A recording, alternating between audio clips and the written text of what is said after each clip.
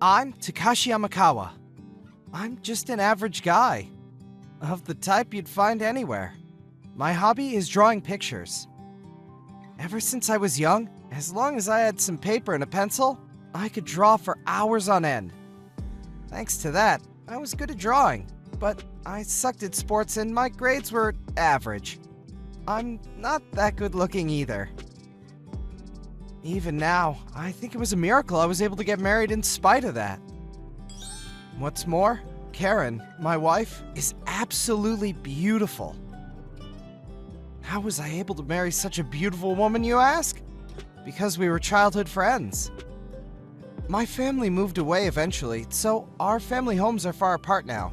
But back then, I went over to my neighbor Corinne's house almost every day to play. Our moms. If Takahashi and Karin get married one day, we'll be relatives. Would often say stuff like that. To be honest, I was completely in love with Corinne.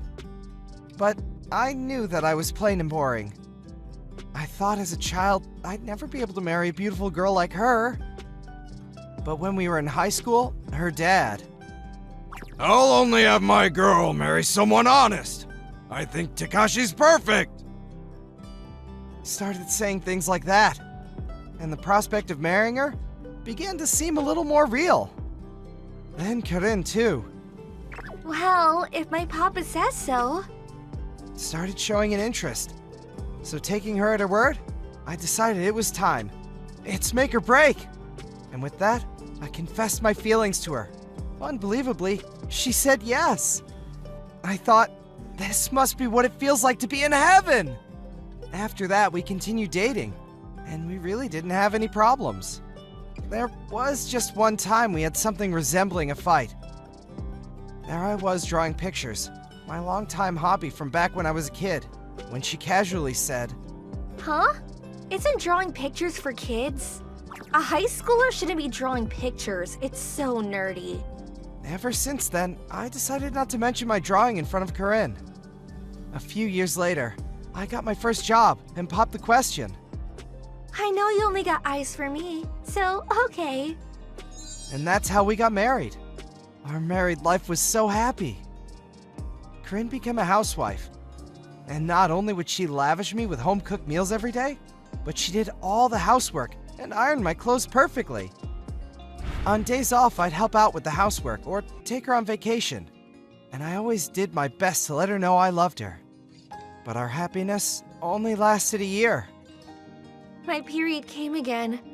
I see. Life without kids is kind of boring. I'm so tired of this.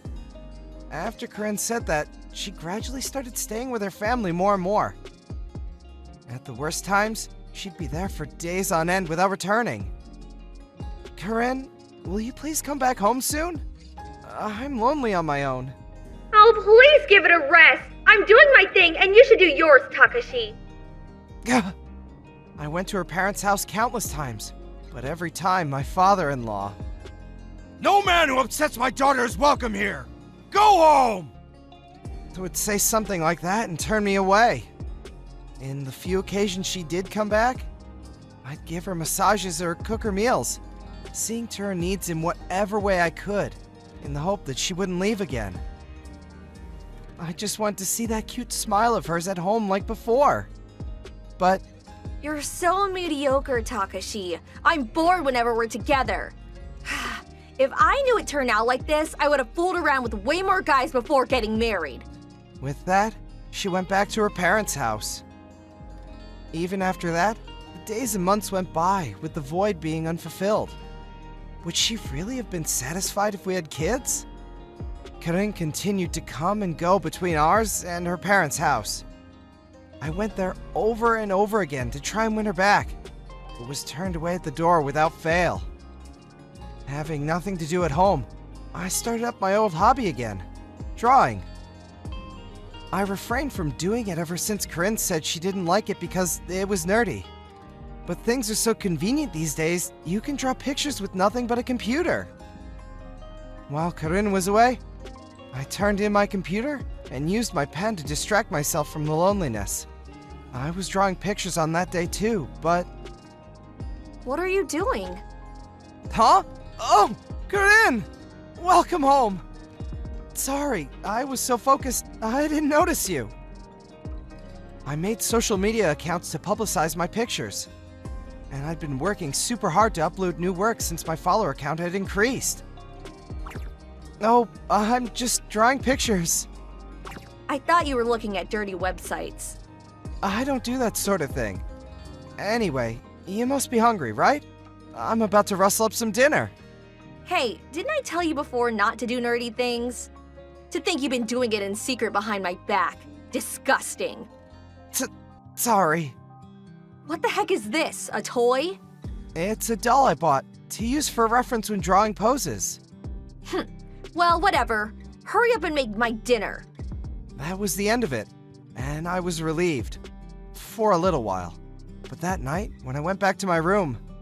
No way! My pose mannequin and a collection of pictures from my computer had been thrown in the trash! Why would she do something so horrible? I froze on the spot, so utterly dumbfounded by how awfully she was treating me. I don't want to live with a nerd, she said, as she started staying for longer periods at her parents' house. Being away for several weeks at a time became a regular occurrence. It was just as I was thinking, I'm not letting you get away with it anymore. I'm not your slave. They do say life is a series of ups and downs. Something positive that alleviated my feelings of depression. Long time no see. It's me, Yuta. I saw your pictures. You've gotten a lot better than you were in school. When I uploaded one of my pictures I'd drawn for social media, I got a DM from Yuta, one of my old classmates. I suspect he sent the message after figuring out it was me, because my art style was the same back then, and my surname was the name of my page. To me, now worlds apart from Corinne, being reunited with an old friend like this made me so happy. It was like I'd found an oasis in the middle of a desert. Then, after exchanging some messages with Yuta, he made a request. He wanted some art to be used in a video. Apparently, Yuta was now a music streamer, and he wanted me to come up with some illustrations to use in his new music video. Are you sure I'm good enough? I'm just some nameless artist. What are you talking about? Do you have any idea how many thousands of followers you have? You're not as nameless as you think. Really? I'm so happy to hear that. I accepted the request for the illustrations.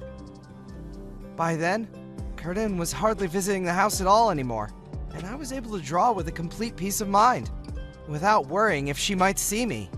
A few weeks later, I submitted the illustrations without issue.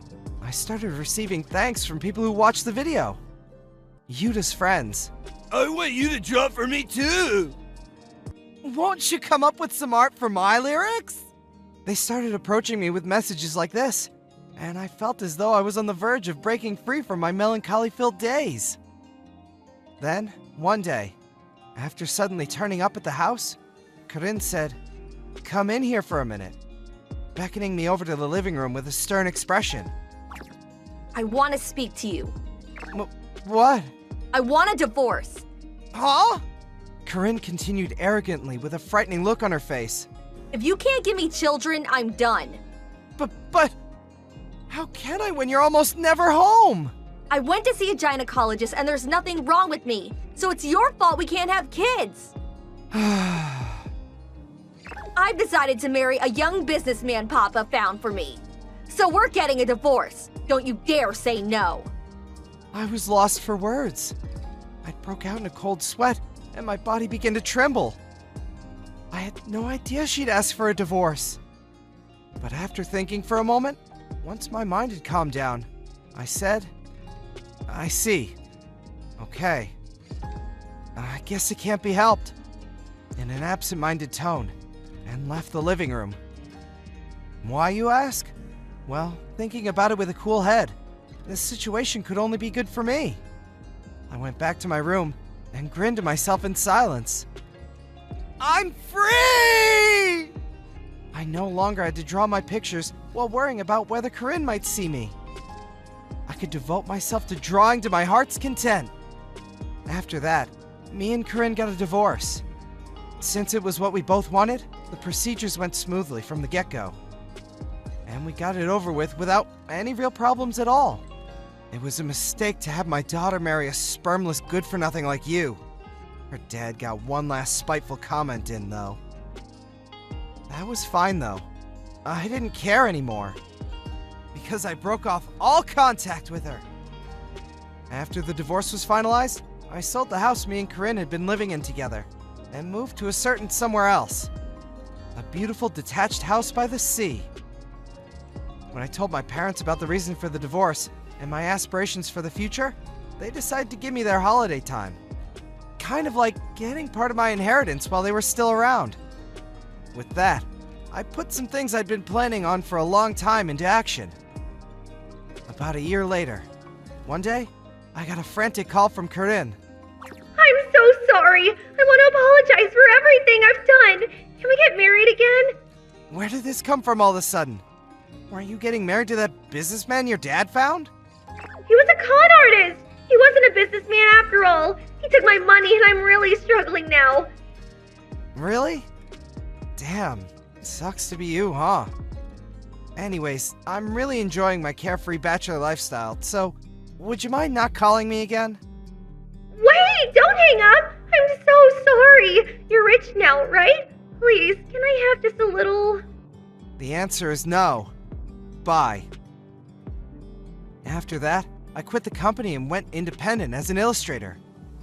Thanks to Yuta's video, my pictures received a lot of attention, and the work just kept coming in. When I was requested by a small company to design a character for a mobile game, playthroughs of the game came to be regularly uploaded to streaming sites.